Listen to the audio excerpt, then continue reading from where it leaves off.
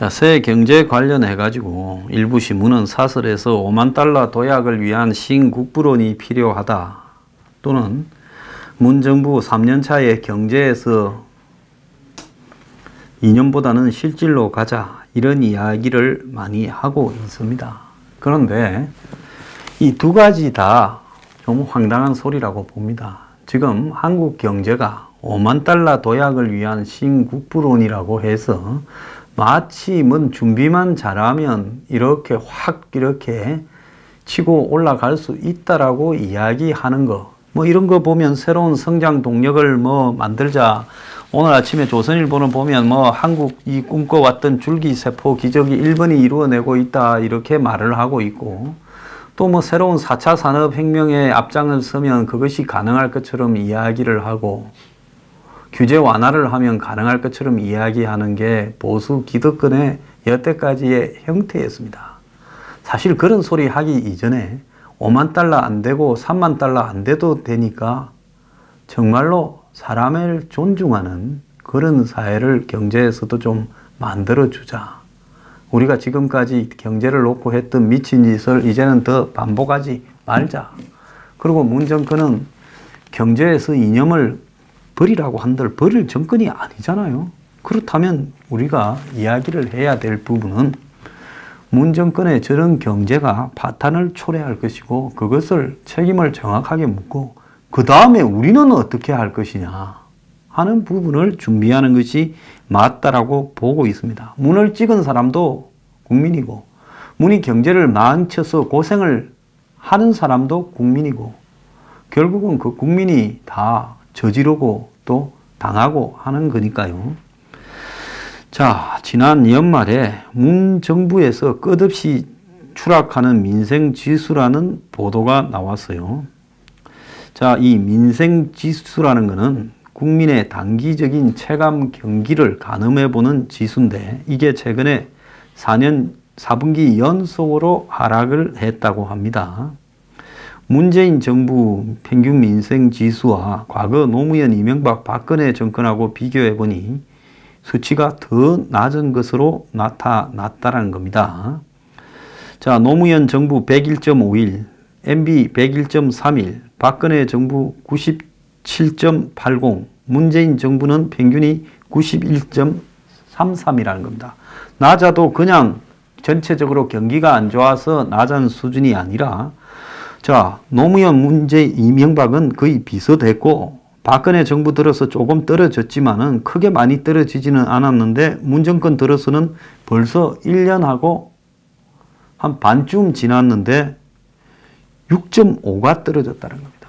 그래서 김강두 국민경제자문회의 부의장이 이끄는 국가미래연구원은 2018년 3분기, 그러니까 3분기면 언제입니까? 7, 8, 9 석 달 민생지수가 91.33으로 2분기 92.60보다 1.27포인트가 석 달 만에 떨어졌다.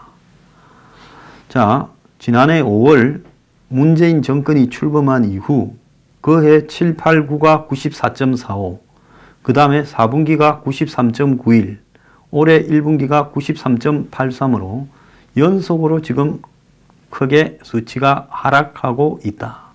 과거 정권과 비교해서도 문 정권에서 지금 민생지수 하락이 심해지고 있는 것으로 나타났다. 그래서 문재인 정부 출범 후 올 3분기까지 평균 민생지수가 93.23으로 노무현 정부, MB, 박근혜 정부보다 훨씬 낮은 상황을 지금 보이고 있는데, 지속적인 세금 인상에 대한 부담과 식료품비, 교육비 상승 등이 민생지수가 악화되는 주 원인이다라고 이야기를 하고 있습니다.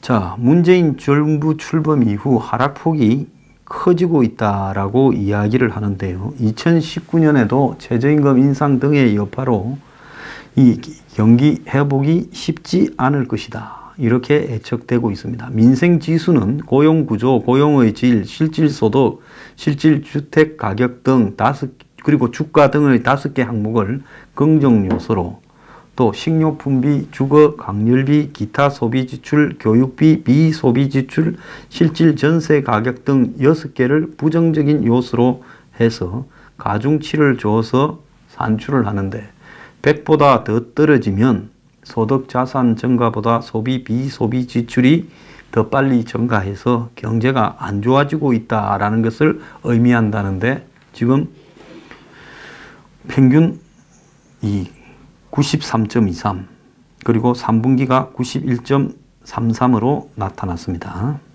근데 지금 20대와 60대 이상이 굉장히 문정권에 대해서 반응이 안 좋은 이유 중에 하나가요. 88만 원 청년 세대와 빈털터리 노년 모두가 피해자라는 이 세계일보에 보도가 나왔습니다. 자, 한국이 6.25 이후 격동의 반세기를 겪었는데, 자, 그동안에 이 지금 한국 경제는 그 격동의 시절 동안에 한때는 10% 이상을 30년을 이렇게 성장해 오다가 이제 이 성장이 2%대로 멈췄고, 이제 이런 시기에 20대, 10대 후반의 세대들은 이제 취업을 하려고 하고 있습니다. 과거 세대 때는 지난번에 제가 방송에 출연했던 양복 장인 선생의 입장도처럼 빈몸으로 중학교 때, 고등학교 때 서울로 홀몸으로 상경을 해도 자신의 세대에서 뭔가를 이루고 이렇게 자녀를 키우고 출가시키고 이런 것들이 가능한 기회의 땅이었어요. 근데 지금 청년 세대들에게는 무한 경쟁에 내몰려서 지금 취업에 있어서 고통을 겪고 있고, 또 그들이 살아가는 하루하루도 생활비와 주거비 등으로 헬지옥 같은 상황으로 이렇게 몰아가고 있다는 것은 맞는 겁니다. 자, 그런데 노인들 같은 경우에도 사별로 또 집에서 쫓겨나서 1인 가구가 많아지고 폭증하고 있어요. 자, 그래서 청년들도 집에서 살지 못하고 도시로 나와서 취업도 하지 못하고 1인 가구로 살아가고, 노인도 또 1인 가구로 살아가는 겁니다. 자, 이러는데 이 두 양쪽이 다 매우 불행하다라는 것이 지금 한국의 세대 갈등의 핵심인 겁니다. 자, 빈털터리 노인, 첫 노인 세대라고 이야기를 하는데요. 자, 현 노인 세대는 사회 경제적으로 빈털터리 노년을 맞은 첫 세대라는 거죠. 한국 역사상 이런 노인 세대가 등장한 것은 처음이라는 겁니다. 우리가 올해 2019년을 맞이해서요, 우리 사회의 문제들을 있는 그대로 한번 짚어보는 것도 중요하다고 보고 있습니다. 산업화 이전까지만 해도 노인이 농경사회의 주축이었고, 시골에 만약에 도시로 이렇게 다 몰려오지 않고 과거처럼 시골에 살았으면 시골의 어른으로서 권위를 가지고, 그래도 그때 무슨 보릿고개가 있든 없든 농업에 대한 지식과 마을의 전통에 대한 권위를 가진 이런 사람으로서 존재할 건데, 자, 이제는 이 산업화가 짧은 시간에 급격히 이루어지고 정보화 디지털화가 되면서 노인들은 사회의 변화에 적응하지 못한 구닥다리 세대로 되어버린 겁니다. 자, 나이가 많다고 존중받거나 권위가 있지 못하는 사회에서, 자, 노인들이, 돈도 지금 가지지 못한 노인들이 늘어나면서 이런 노인에 대한 부정적인 인식이 털딱이라는 형태로 나타나고 있어요.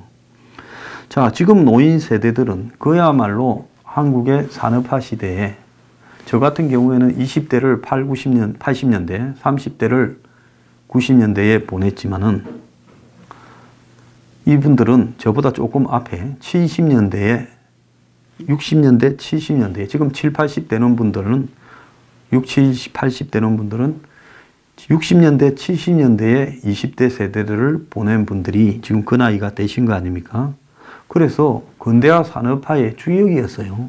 그런데 자신들 노후 대비가 제대로 안 되고 자녀 뒷바라지 하다가 노인이 됐고, 이 사람들이 한참 경제활동을 하던 60, 70년대에는 연금이라는 개념도 없어가지고 사회보장의 혜택도 받지 못하는 겁니다. 한국의 노인 빈곤율이 33.1%, 노인 3명 중에 1명이 최저생계비 이하 빈곤층으로 살아가고 있다는 거죠. 본인은 부모 복양을 도리로 알고 살았지만은 이제 이 세대들은 자신을 복양해주는 자식들은 없는 겁니다. 그러니까 윗세대 노인이 가졌던 권위나 경제적 지위도 없고 자녀한테 이렇게 복양을 받을 그런 권리도 없어져 버렸어요. 그래서 이런 노인 세대들이 굉장히 정치적으로 극단적이 되는 이유 중에 하나도 이런 소외감이 원인이라는 이야기도 있습니다.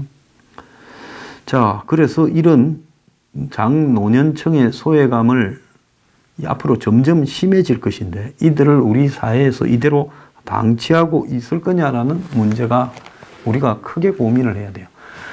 자, 한국이 선진국의 실질 구매력 지수로 도달했다라고 하는 나라에서 노인의 3분의 1이 빈곤, 절대적 빈곤층이다라는 부분은 이건 어떻게 봐야 되냐.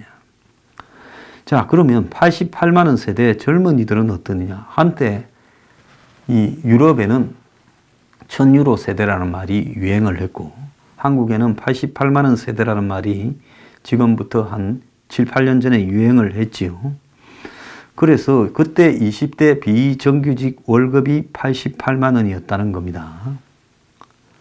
자, 그런데 그때 기성세대들은 소득은 생애 주기, 즉 살아감에 따라서 늘어나기 때문에 처음에 이렇게 작게 받고 시작하더라도 세월이 흐르면 너들도 우리처럼 많은 돈을 받게 될 거라 했지만은 한번 비정규직은 영원한 비정규직이고 그러다 보니까 구의역 김군이나 태안화력발전소 김군 같은 사태가 생기는 거죠.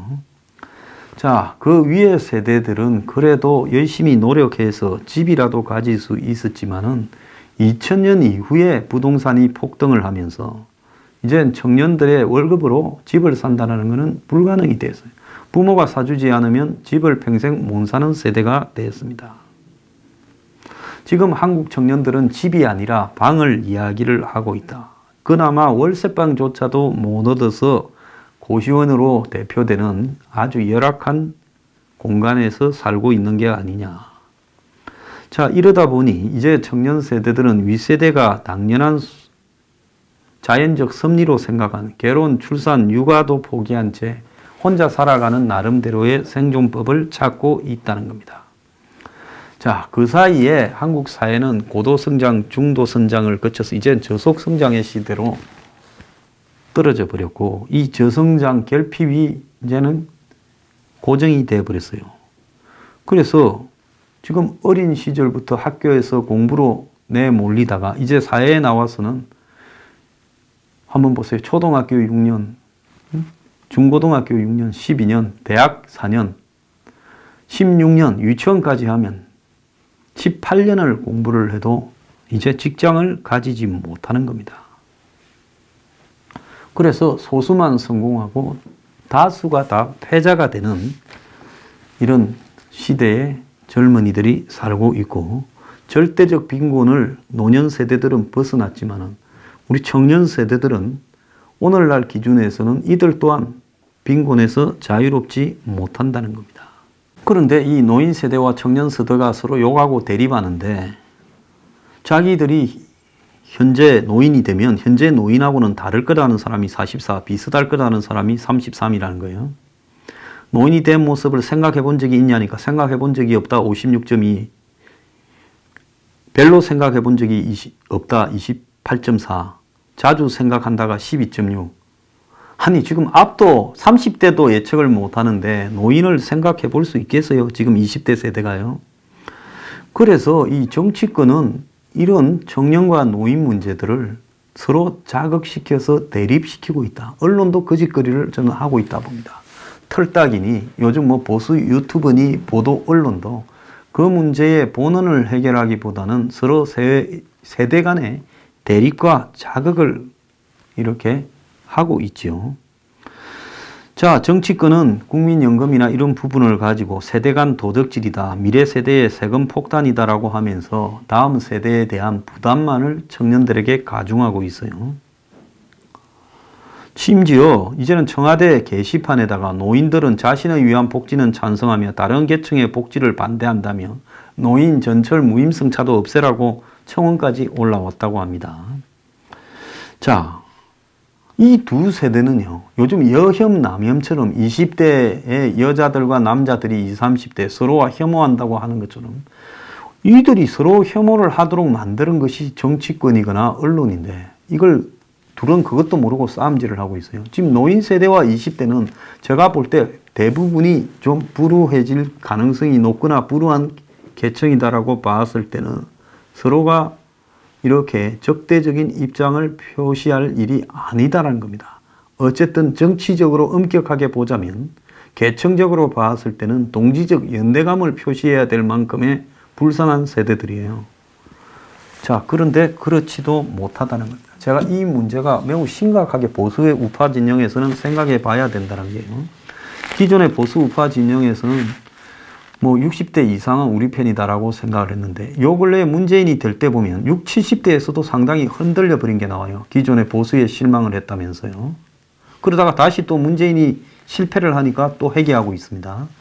그런데 이 30, 40대, 50대 초반, 중반 정도까지는 지금 이제 기존에 자연스럽게 보수라고 생각한 부분에서 50대부터 벗어나고 있어요.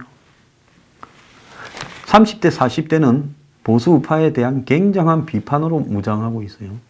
다만 20대는 30, 40대도 기득권이라고 보고는 그들과 또 정치적인 의식을 같이 하는 게 아니라 위선을 떨고 있는 문 정권에 대해서도 비판적으로 바라보는 시각이 20대 남성부터 또 늘어나고 있어요.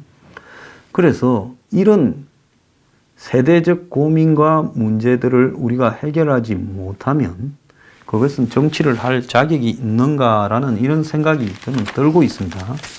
그런데 이런 문제들을 해결을 이렇게 주도해 나가야 될 보수 언론들이나 보수 오피니언 리더들이 진정한 문제 해결보다는 특권층의 이해관계에 가까운 부분들을 마치 해결 방안인 양 이야기를 하고 있다라는 겁니다. 이 부분을 우리가요, 유심히 바라보고 어떻게 해결해야 될 것인가 하는 것을 고민을 크게 해야 된다. 저는 그렇게 봅니다. 자, 우리나라에 지금 올해 수출 전망이 매우 어둡습니다. 한국은 거의 완전 개방 경제 국가지요.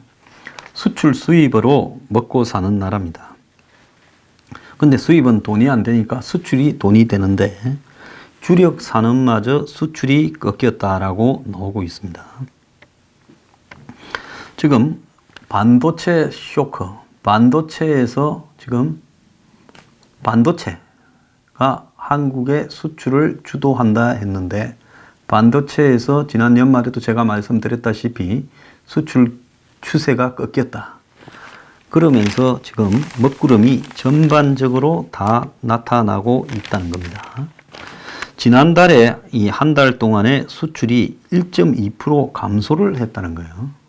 우리나라가 어지간하면 수출이 감소하지 않는데, 그러니까 전년 동기 대비 1.2%가 감소했다는 거예요. 그러니까 2017년 12월과 2008년 12월의 수출량이 비교했을 때 2008년 12월이 1.2% 줄어들었다는 겁니다. 그래서 주력 품목의 12월 수출 정감률을 보면 무선 통신기기는 마이너스 33.7, 컴퓨터는 마이너스 16.9, 가전은 마이너스 11.7, 반도체는 마이너스 8.3, 석유화학은 마이너스 6.1을 기록했다는 겁니다. 그래서 지금 생산이 지금 줄어들고 있고 투자도 줄어들고 있는데 수출까지 빨간불이 켜지면서 저성장에 지금 수렁에 빠져드는 것이 아닌가라는 우려가 나오고 있어요. 특히 반도체 같은 경우에는 수출 증감률이 그래도 9월 달만 해도 30%가량 됐는데 비슷했어요. 10월 달부터 22, 11월 달에 11, 그러더니만 12월 달에 마이너스 8.3이 기록된 겁니다. 자, 그리고 제가 중국과의 관계가 끝나가고 있다 이야기했지요. 경제적으로. 대중국 수출 정감률이요. 작년 7월 달에 27.2 정상에 가까웠습니다. 8월 달에 20.9, 9월 달에 7.8, 10월 달에 반짝 17.4를 기록하다가 11월 달부터 중국 수출이 마이너스 2.7이 되더니만 12월 달에 마이너스 13.9가 되었습니다. 그러니까 우리나라 수출이 전년 동기보다 줄어든 이유 중에 하나가 중국 수출이 줄어들었다는 것이 핵심이죠. 그래서 지금 우리나라 처지로 보면 반도체 수출이 지금 계속 부진해질 걸로 올해 예상이 되는데, 그러면 올해 이 성장률 전망 2.6, 2.7%도 지금 어렵다. 2%대도 안 될 가능성이 매우 크다라고 지금 전망이 나오고 있습니다. 자, 이런 사실을 문재인은 아는지 모르는지 모르겠습니다.